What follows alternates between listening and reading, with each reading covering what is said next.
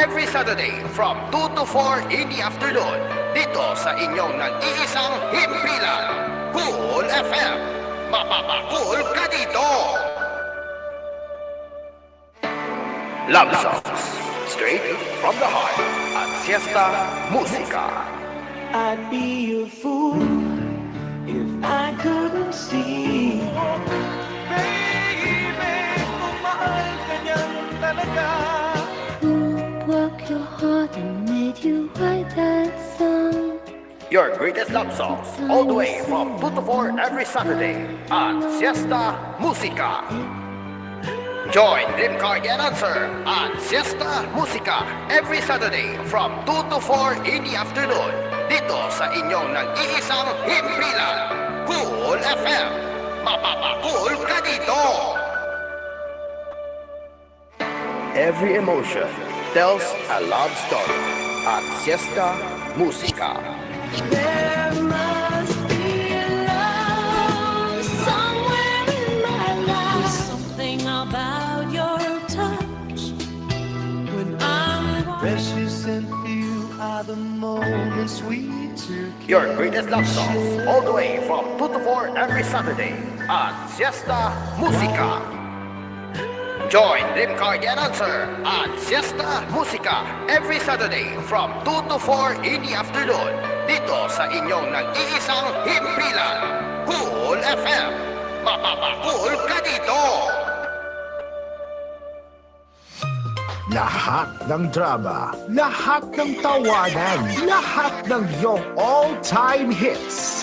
Ang tanging huntahan ng Masang Lamaw. Number 1 sa Mega Manila, nationwide pa. Broadcasting from TGON, TVH Group of Networks. Dito lang sa inyong iisang himpilan.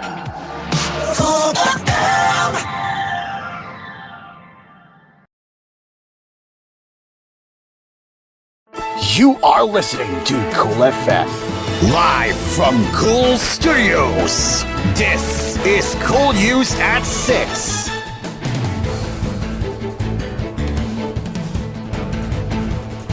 Good evening, this is koolNews at 6. Live from the Cool FM studios, I'm Cairo. Antipolo City Representative Romo Alcop is no longer seen as an idol, quote-unquote, by a senator after insulting a comrade from the Philippine Military Army. It was just last month when Senator Ronald Bato de la Rosa addressed Alcop with the utmost respect as he apologized over his unprincipled and opportunistic tirades against lawmakers' flip-flopping stand on the previous administration's war on drugs. He's one of the PAA members who became a politician that I admire. There are two of them, him and Senator Pamphilo Lacson, whom I idolize as PMA turned legislators, De La Rosa said in the press briefing during that time. But on Monday, De La Rosa took back what he said about Alcop being his idol. Not anymore, the senator said when asked if he still considers Alcop an idol. When asked again if it was because of Alcop's latest remarks against him, De La Rosa said, "The most insulting comment that I received from a PAMer like me. He's acting too macho." In a statement on Sunday, Alcop advised De La Rosa to just address the allegations against him in connection with the previous administration's bloody drug war, instead of hiding behind the skirt of Vice President Sara Duterte. De La Rosa spearheaded the drug war as the then head of the Philippine National Police. This and other issues during the time of former President Rodrigo Duterte are being investigated by the House of Representatives Squad Committee. De La Rosa, however, believes that the House probe was a delusion job targeting VP Duterte and her allies, as well as her possible presidential run in 2028.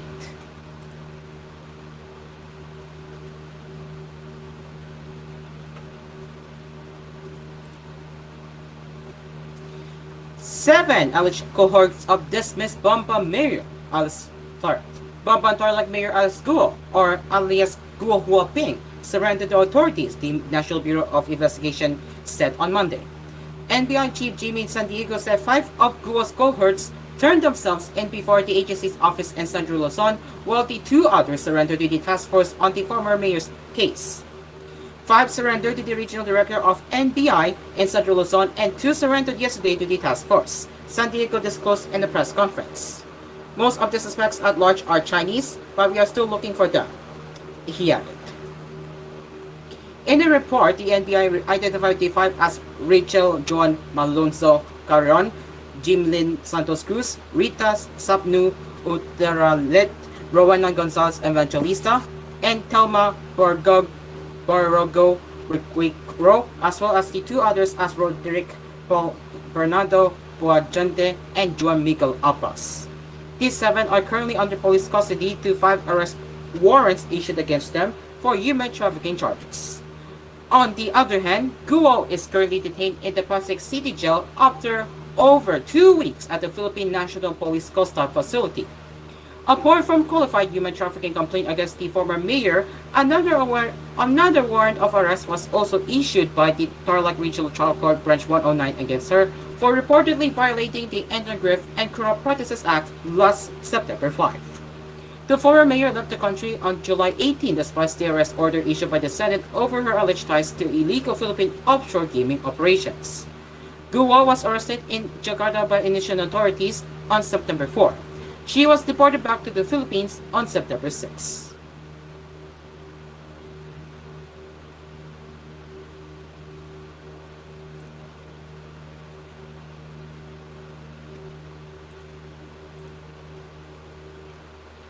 Dismissed Bamban Tarlac Mayor Alice Guo, on the other hand, tested negative for tuberculosis on Monday afternoon, according to the Bureau of Jail Management and Pathology. BJMP spokesperson J. Rex Bustinera released a copy of Guo's Guinan expert test results to the media, which means she will no longer be isolated in a cell with other tuberculosis patients. Negative test for PDL, or persons deprived of liberty, Alice Guo. She will be housed in the regular cell with 43 other PDLs, Bustinera said in a Fiverr message. The former mayor arrived at the female dormitory of the Pasig City Jail around 9:30 a.m. She was detained at the PNP Coastal Center for over 2 weeks. Before she arrived at the Pasig City Jail, Guo underwent physical and medical examinations, which revealed a suspected infection on her left lung. This could possibly be due to stress and fatigue, according to PNP spokesperson Colonel Juan Forjado. Last September 20, Guo was cleared from the medical examination, but her supposed transfer was postponed due to slight delays in the legal procedure. Guo, along with others, is facing a qualified human trafficking complaint filed by the PNP Criminal Investigation and Detection Group and the Presidential Anti-Organized Crime Commission before the Department of Justice last June 21. She left the country on July 18 despite the arrest order issued by the Senate over her alleged ties to the illegal activities of the Philippine offshore gaming operator in Pampa.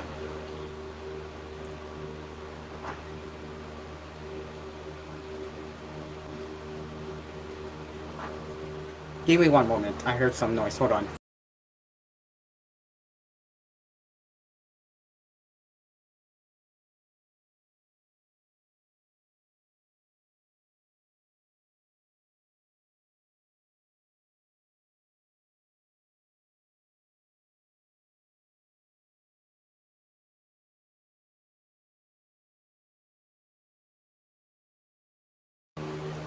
Sorry about that unexpected noise. Let's continue with the headlines.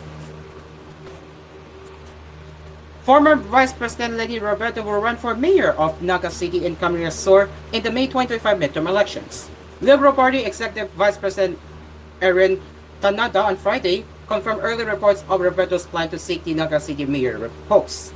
Liberal Party President and OPA Representative Edsel Lugman previously said that Robredo had told him she will run for the local post to continue the programs of her late husband, former Naga City Mayor and Interior Secretary Jesse Robredo, who died in a plane crash in 2012.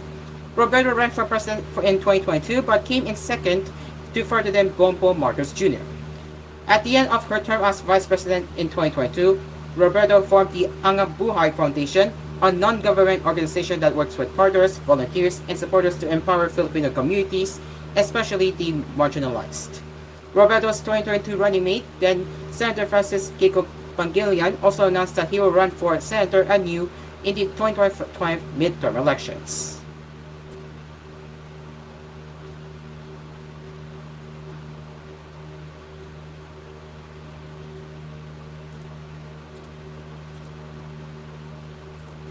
Do not mind what's happening on the screen right now, but we will we will keep going here.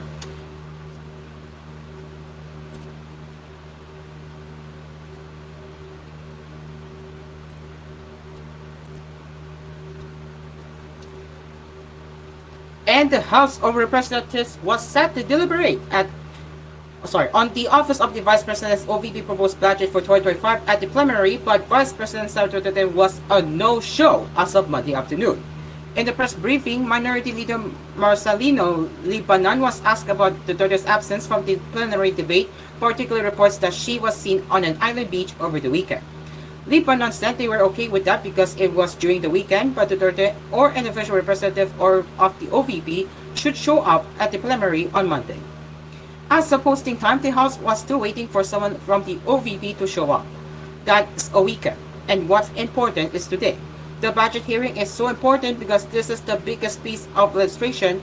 In my experience as a lawmaker, during budget hearings, heads of office will attend, and if you cannot attend, you have to have a valid reason, or you should assign a responsible official who would stand in for you, Lebanon to reporters. That's why we are still asking, where is our Vice President? Because a while ago, her office was scheduled to defend their budget at 10 o'clock in the morning, and there is no good explanation for that. Up to this time, we are waiting, and I hope we will have a chance to discuss the budget, he added.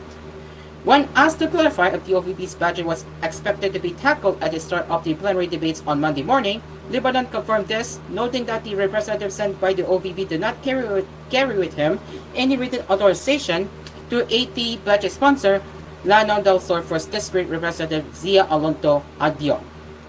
Yes, according to our schedule, OVP's budget will be tackled, and we just delayed it because up to now, we are waiting. They sent a representative, one of our staffers, but according to the report, there is no authorization or written authorization, and there is no written explanation, Limanon explained.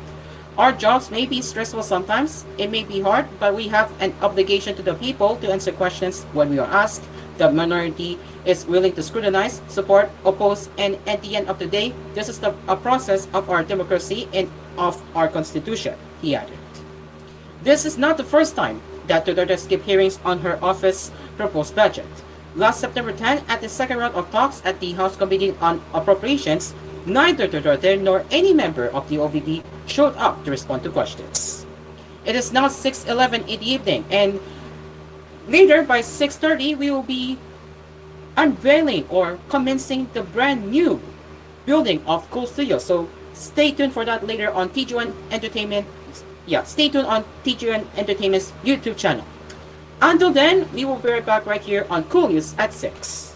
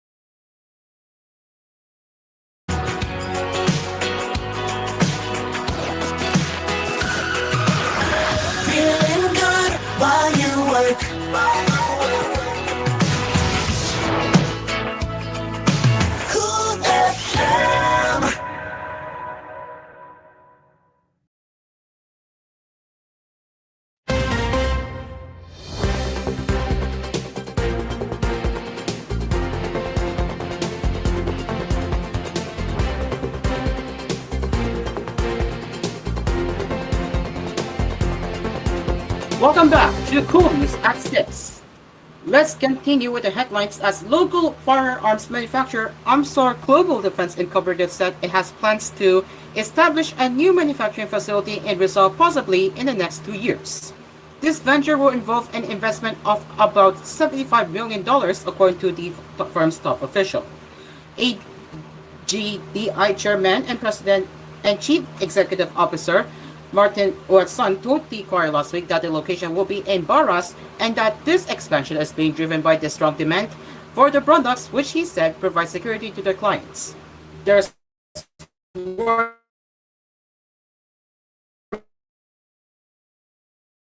between now. So there is a need to expand on our capabilities of our self-reliance, Watson said on the sidelines of the launch of their new product line at the Marikina facility. He added that they export the firearms they manufacture in Marikina to over 60 countries, with the biggest market being the United States. For the Philippine retail market, the AGDI executive said that they expect revenues to hit $2 billion pesos this year, highlighting the scale of the demand for their products in the local market. He also cited the potential growth trend for the market in the coming years, noting that there are an estimated 1.5 million registered gun owners today in the Philippines. Here think that we will probably be looking at 3 million, 4 million, 7 million, 10 million over the next 20 years, he said during the same interview. He said they are also looking forward to the completion of ongoing amendments of Republic Number 10591, otherwise known as the Comprehensive Firearms and Immunization Regulation Act. During the Senate hearing last month, a local trade association of firearms and ammunition makers appealed to lawmakers for help in improving the process of obtaining a manufacturer's license, citing inefficiencies that are presenting challenges to their industry. Firearms and Immunization Manufacturers Association of the Philippines President Dina Marie Angkangko, who is also the company's senior executive vice president, narrated the long-winded and tedious process of securing the said license. Currently, it is a very long process. It goes all the way from the Firearms and Explosives Office all the way to the Office of the Philippine National Police Chief. And you know that involves a lot of steps, Angkangko said during the Senate hearing back in August. Meanwhile, AGGI Chief Operating Officer Felino Naris said the company is also increasing the number of their stores this year. Naris said they currently have gun stores in Marikina, Tarlac, La Union, Cebu, and Davao, and that they will have a soft launch of another outlet in Iloilo possibly by November or some other time before the end of the year. The newly enacted Magna Carta of Filipino seafarers ensures that sailors get job opportunities abroad and at the same time that they are taken care of, House of Representatives Speaker Ferdinand Martin Romualdez said on Monday. In a statement after President Ferdinand Bongbong Marcos Jr. signed Republic Act No. 112021 into law, Romualdez said greater protection for Filipino seafarers means more support for families of these workers. The historic piece of legislation will ensure the protection and continuous employment of our Filipino sailors, most of whom are employed by foreign shipping companies. They will be able to continue to support the families back home, he said. With this measure, we hope we can remain to be the largest supplier of seafarers in the world, he said. Marcos signed into law in the Magna Carta of Seafarers months after a series of discussions delayed its enactment.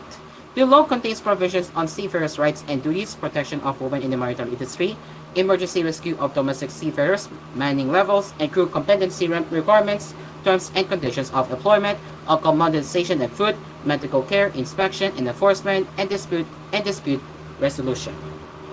Last February 26, Marcos was sent to sign the rectified version of the bill, but it was postponed after the Presidential Communication Office said the proposal was still under review. On the same date, the House adopted House Concurrent Resolution No. 23, which recalled from the Office of the President the enrolled copies of Senate Bill No. 2221 and House Bill No. 7325, which contained the Magna Carta of Filipino Seafarers Bill. Let's get into the international headlines now, as European President Volodymyr Zelensky on Sunday arrived in the United States for a crucial visit to present Kyiv's plan to end 2.5 years of war with Russia. Zelensky will present his proposals, which he calls a victory plan, to President Joe Biden, as well as presidential hopefuls Kamala Harris and Donald Trump. The visit comes after a summer of intense fighting, with Moscow advancing fast in eastern Ukraine and Kyiv holding on to swatches of Russia's Kursk region. It also comes as Kyiv has for weeks pressed the West to allow it to use long-range weapons to strike targets deep inside Russia, so far to no avail. When they meet at the White House on Thursday, Zelensky is expected to try to convince Biden to change his mind. On the first leg of his U.S. visit, Ukraine's president visited a factory in Pennsylvania on Sunday that produces badly needed 150mm artillery shells.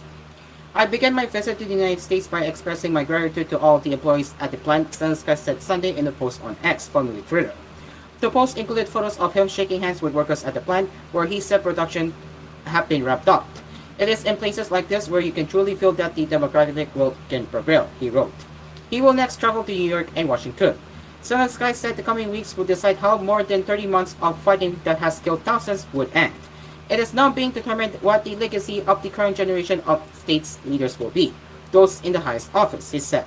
In comments before his trip, Zelensky said the United States and UK have not given Ukraine permission to use the long-range weapons as they fear escalation, but hinted he had not given up hope.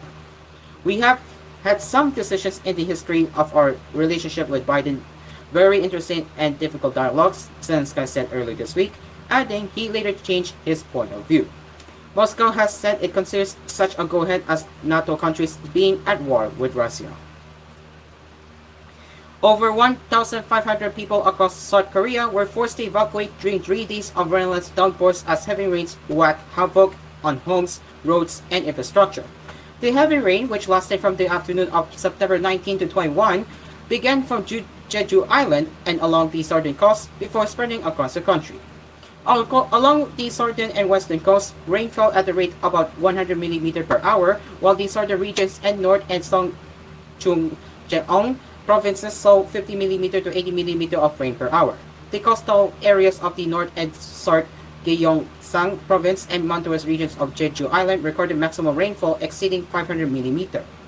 The southern regions, Jeju Island, Jeong provinces and eastern Gangwon province saw cumulative rainfall of around 200mm to 300mm, with many areas reaching extreme levels. According to the Central Disaster and Safety Countermeasure Headquarters, as at the morning of September 22, 1,501 people from 1,014 households in 7 cities and 46 regions had been evacuated. Of those evacuated, 682 people from 455 households were unable to return to home and were staying at temporary shelters with relatives or in community centers.